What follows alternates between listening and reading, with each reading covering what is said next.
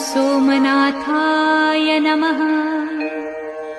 ॐ मल्लिकार्जुनाय नमः। ॐ महाकालेश्वराय नमः। ॐ ओंकारेश्वराय नमः। ॐ वैद्यनाथाय नमः। ॐ भीमशंकराय नमः।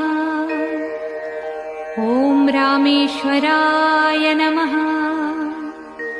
ॐ नागेश्वराय नमः। ॐ विश्वेश्वराय नमः। ॐ त्र्यंबकेश्वराय नमः। ॐ केदारेश्वराय नमः।